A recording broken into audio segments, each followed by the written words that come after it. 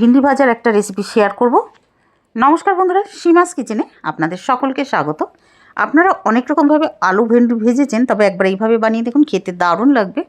রুটি পরোটার সঙ্গে খেতে তো ভালো লাগবেই, তাছাড়া ডাল ভাতের সঙ্গে সাইডে রেখেও কিন্তু দারুণ লাগবে। তা আসুন রেসিপিটা আপনাদের সঙ্গে শেয়ার করছি। কড়াইতে আমি সর্ষের তেল দিয়েছি এই রেসিপির জন্য। তেলটা গরম হতেই এরকম লম্বা করে কেটে রেখেছিলাম আলু দিয়ে দিয়েছি কড়াইতে। এবার মিডিয়াম ফ্লেমে একটু ভেজে নেব। একটু নাড়ানোর পরে দিয়ে দেবো লম্বা করে কেটে রাখা পেঁয়াজ দেওয়ার পরে একটু মিডিয়াম ফ্লেমে ভাজবো।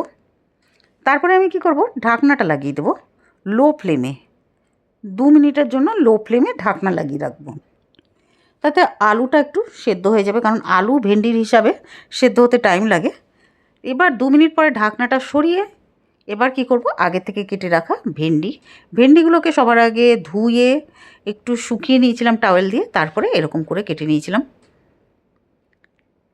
আলু ভেন্ডি পেঁয়াজ কোনো কিছু কাটার ভিডিও আমি শেয়ার করিনি আপনাদের সঙ্গে, আগে কেটে রেখেছিলাম।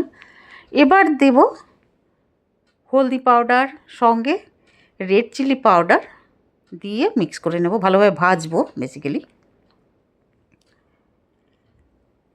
2 থেকে 3 মিনিট কিন্তু আমি এইভাবে ভাজবো লো ফ্লেমে। এবার দিয়ে দেব স্বাদ মতো নুনটা দিয়েও আবারও নাড়াবো। তবে নুনটা এখন আমি একটু কম দিয়েছি, কেন দিয়েছি সেটা আপনাদের পরে জানাবো। এবার নাড়িয়ে নেওয়ার পরে আবার ঢাকনাটা লাগিয়ে দেবো লো ফ্লেমে 5 মিনিটের জন্য, একদম লো ফ্লেমে। 5 মিনিট পরে ঢাকনাটা সরিয়েছি। এবার নাড়িয়ে নেব। এবার আলু সেদ্ধ হয়ে গেছে বন্ধুরা, ভেন্ডিও তো তাড়াতাড়ি সেদ্ধ হয়ে যায়।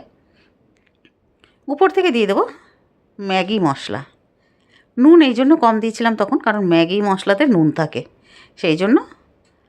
এবার ম্যাগি মশলাটা দেওয়ার পরে সঙ্গে আমি দিয়ে দেবো লেবুর রস। এতে টেস্টি খুব হবে বন্ধুরা। দেওয়ার পরে এবার ভালো মতন একটু নাড়িয়ে নেব।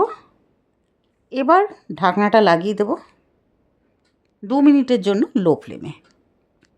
2 মিনিট পরে ঢাকনাটা সরিয়ে নেব। এবার একটু নাড়িয়ে তারপরে আবারও মিডিয়াম ফ্লেমে 2 মিনিট মতন নাড়িয়ে নেব। ফ্লেমটা মিডিয়াম করেই ভাজবো, তাহলে ভাজাটা হবে ভালো মতন। আর যখন ঢাকবো তখন লো ফ্লেম করে দেবো, যাতে সেদ্ধ হয়ে যায়। এবার একটা প্লেটে তুলে নেব।